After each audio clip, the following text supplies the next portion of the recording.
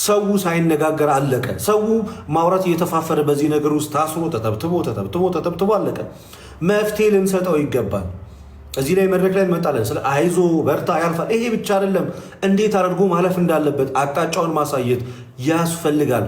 እንደዚህ አይነት ነገሮችን እየተነጋገረን ሰዎች በግልጽ ከዚህ ህይወት እንዲወጡ ልናሳያቸው ይገባል። ከዚህ ህይወት የወጡትን የሰዎችን ምስክርነት ልናሰማቸው ይገባል። ወደዚህ ህይወት ውስጥ ደግሞ እንዳይገቡ ይህንን ህይወት ያልጀመሩ ይህንን ነገር ያላደረጉ ሰዎች ደግሞ እንዲጠነቀቁ ልናደርግ ይገባል። መልእክቱን ልናስተላልፍላቸው ይገባል። ያላደረጋችሁ ሰዎች፣ ይህን ነገር ያልሞከራችሁ ወይንም ደግሞ በጣም ዝፍቅ ወዳሉ ሱስ ውስጥ ያልገባችሁ ሰዎች ካላችሁ እናንተ እጅግ በጣም እድለኞች ናቸው። እናንተ በጣም እጅግ እድለኞች ሰዎች ናቸው። ምክንያቱም ከገቡበት እጅግ ለመውጣት የሚያስቸግር ሱስ ቢኖር እሱ 1 ዓመት 6 ወር 7 ወር አቁመው የሚጀምሩ ሰዎች አሉ። 2 ዓመት አቁመው በቃ እኔማ ከዚህ ነገር ተገላግያለሁ ከዚህ በኋላማ ይሄ ነገር የለም ብለው ካመኑና ከተናገሩ በኋላ ተመልሶ ወደዚህ ነገሮች ውስጥ የሚገቡት ነገር አለ። አንድ ሳይንስ ሲናገር 21 ቀን ይልሃል። ኖ ይሄ በ21 ቀን የምትገላገለው ሱስ አይደለም። የማስተርቤሽን ሱስ 21 ቀን ባለማድረግ የምትገላገለው አይደለም። እጅግ ትጋት የሚጠይቅና ቁርጠኝነትን የሚጠይቅ በጣም ትልቅ ትግልን የሚጠይቅ ጉዳይ ነው እንጂ በቀላሉ እኔ ቀለል አድርጌ አልነግራችሁም። በቀላሉ በ21 ቀን ውስጥ 21 ቀን ባታረግ ከ21 ቀን በኋላ ኖ በ21ኛው ቀን ልታደረግ ትችላለህ። እዚህ አይነት ነገሮች ዲስ ማች ነገሮች በጣም ሴንሲቲቭ ናቸው። ኦኬ ኮዞቹን አንድ በአንድ እያነሳው ልንገራችሁ። ቅድም ተናግራችኋለሁ። የመጀመሪያው እና ዋነኛው ለማስተርቤሽን ወይም ደግሞ ራስን በራስ ለማስደሰት ትልቁን ሚና የሚጫወተው የፖርኖግራፊ ሳይት ነው። ስለዚህ አንድ ሰው የመጀመሪያ ስቴፕ መራመድ ሲፈልግ በተቻለው አቅም ዝሙትን መጽሐፍ ቅዱስ ላይ ካያችሁ ተጋፈጡት አይደለም፣ ሽሹ ነው የተባለው። ከዝሙት ሽሹ። መጽሐፍ ቅዱስ ሲናገር ከዝሙት ሽሹ። የኔ ወንድ የምትጋፈጠው ነገር አይደለም ዝሙት ማለት ይሄ የስጋ ፍላጎትና ወደ ሴት አይቶ ተመኝቶ ወይም እንደዚህ አይነት ነገሮችን መጋፈጥ የኛ የሰውነታችን ባህሪ የሚችለው ጉዳይ አይደለም። ስለዚህ መጽሐፍ ቅዱስም ሲናገር ሽሽ ነው ያለ። ሽሽ በቃ መጀመሪያ ኦፕሽን መሸሽ ነው። መጋፈጥ አትችልም። ሄደ እኔ እስኪ እንዴ እኔ አያቅተኝም ክፈቱልኝ ምናምን ብለህ የወሲብ ፊልሞችን ቁጭ ብለህ እያየህ ልትጋፈጥ አይገባም። ወንድነትን ማንነትን ልትፈታተን አይገባም። የመጀመሪያ መሸሽ ነው ያለ። የመጀመሪያው ኦፕሽን መሸሽ ነው የሚጠበቅበት። ራስን ከእንደዚህ አይነት ነገሮች ማራቅ። ያልጀመረ ሰው ምንድን ነው የሚያደርገው? ራስን ከእንደዚህ አይነት ነገሮች ማራቅ። በቃ ታሸሻለህ። መጋፈጥ አይደለም ያለብህ፣ መሸሽ ነው ያለብህ። በቃ ኖ መሸሽ ነው ያለብህ። ለምመሞክ ጭራሹኑ ማለት ነው ጭራሹኑ የፖርኖግራፊ ፊልሞችን ከማየት ራስህን ማሸሽ። ምክንያቱም ሞመንት እሱን ማየት በጀመርክ ሰዓት ላይ ትልቁ ነገር አእምሮህን ነው የሚቆጣጠር። አእምሮህን ሲቆጣጠር አእምሮህ ለሌላ አካላቶች የሚልከው መልእክት ይሄን ነገር እንድታደርገው፣ እንድትሞክረው፣ እንድትገባበት ይሆናል ማለት ነው ወይ? ስለዚህ ይሄንን አልናረለ። ሌላኛው በፍጹም ብቸኝነት ወይም ደግሞ ራስን ማግለል ውስጥ መግባት የለብን።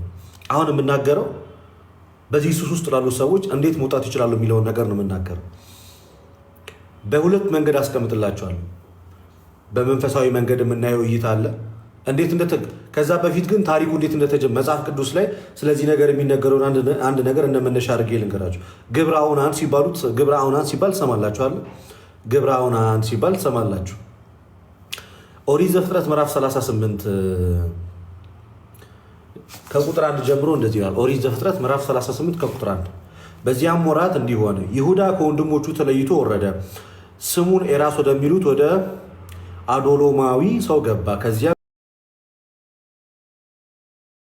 ይሁዳ የከነዓናዊው ሔዋንን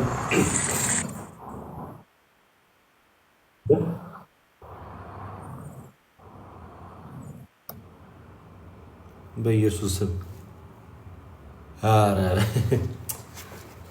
እግዚአብሔር ፈለገ ከልብ ሰው እኮ ነው። እግዚአብሔር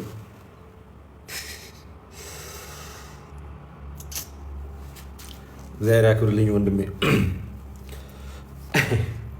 እሺ እና በዚያም ወራት እንዲህ ሆነ፣ ይሁዳ ከወንድሞቹ ተለይቶ ወረደ፣ ስሙንም ኤራስ ወደሚሉት ወደ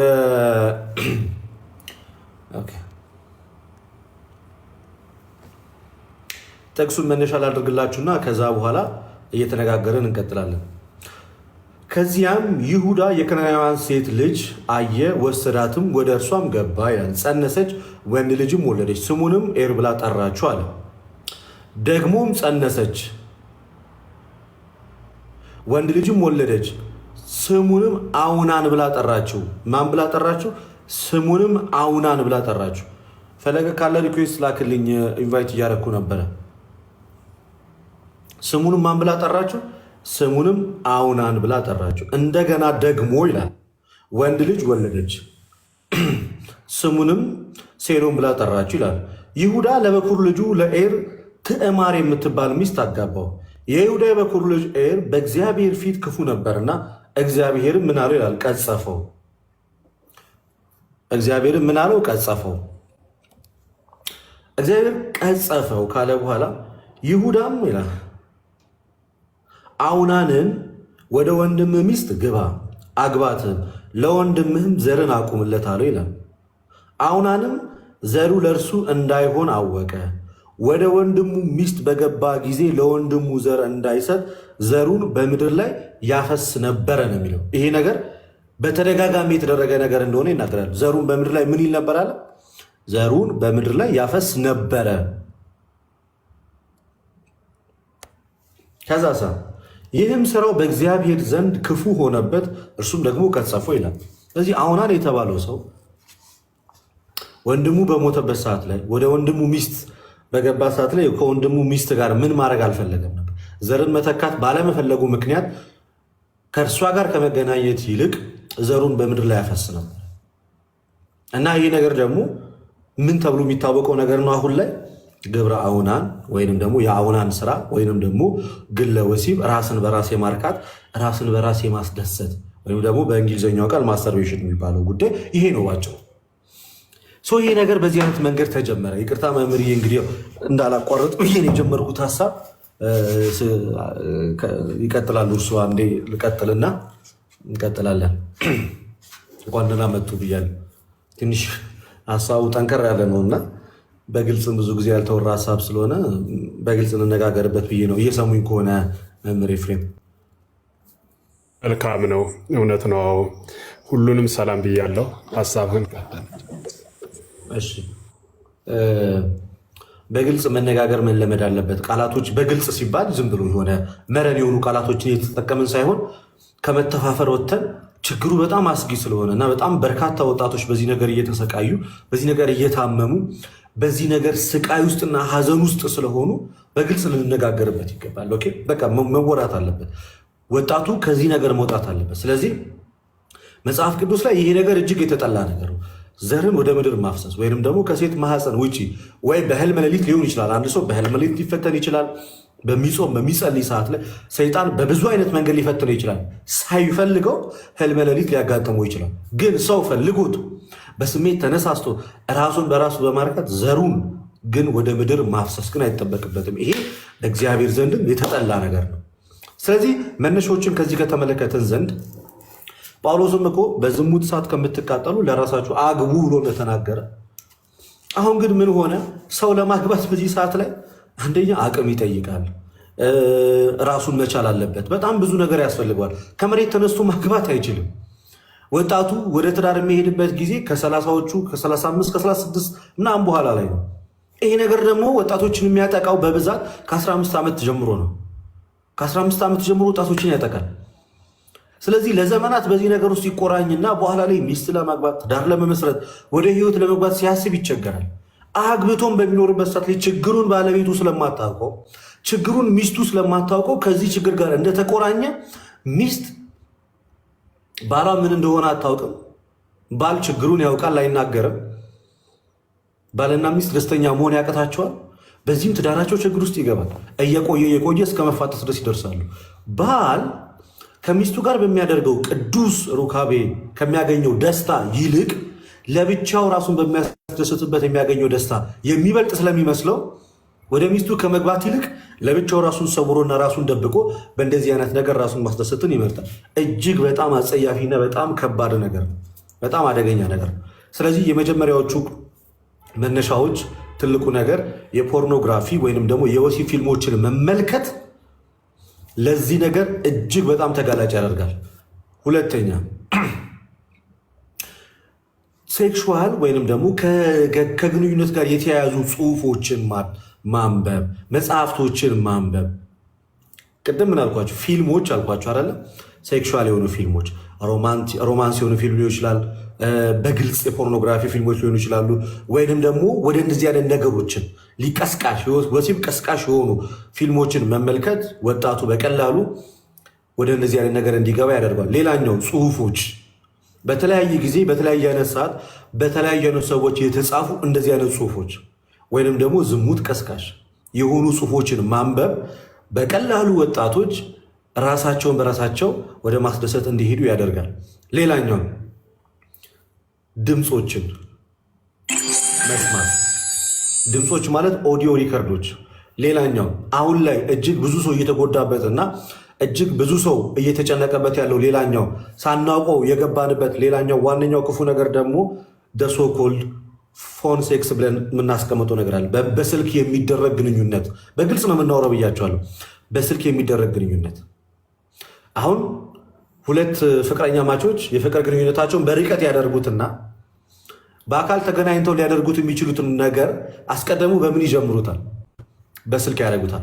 ፎን ሴክስ የሚባለው ማለት። በዚህም እሱም በያሉበት ቦታ ላይ ሆኖ የመራቢያ አካላታቸውን ራሳቸው በራሳቸው በመንካት ራሳቸውን ያስደስታሉ።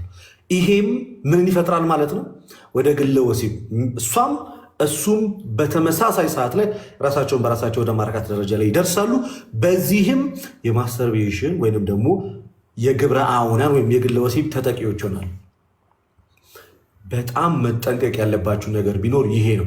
በስልክ የሚደረግ ንግግር፣ የምትላላኩትን ፎቶ፣ የምትላላኩትን ቪዲዮዎች እጅግ በጣም መጠንቀቅ ያስፈልጋል። አደገኛ ስለሆነ በጣም ዝሙት ቀስቃሾች ስለሆኑ ማለት ነው። እስካልተጋባችሁ ድረስና ኦፊሻል እስካላደረጋችሁ ድረስ ባላችሁበት ሩቅ ቦታ ላይ ሆናችሁ እንደዚህ አይነት ነገሮችን በምትለዋውጡ ሰዓት ላይ እጅግ በጣም አደጋ ውስጥ ትገባላችሁ። ፎን ሴክስ ነው የሚባለው በቃ በትክክል ሲጠራ ምን ማለት ነው? በአጭሩ በስልክ የሚደረግ ግብረ ስጋ ግንኙነት። በምን በስልክ የሚደረግ ግብረ ስጋ ግንኙነት ምን በማድረግ ነው? ይሄ እሷና እሱ ይደዋወላሉ። ከዛ በአካል ሊያደርጉት የሚችሉትን ነገሮች በቃላት በመለዋወጥ እንደዚህ ንኪ፣ እንደዚህ አድርጊ፣ እዚህ ውስጥ ግቢ፣ እንዲህ ምናምን በማለት በቪዲዮ ኮል ሊሆን ይችላል፣ በኦዲዮ ኮል ሊሆን ይችላል፣ በቪዲዮ ኮል ሊሆን ይችላል። በሚደረግ እንደነዚህ አይነት ነገር ሁለቱም አካላት በተመሳሳይ ሰዓት በተመሳሳይ ጊዜ በያሉበት ሆነው ምን ያደርጋሉ ማለት ነው?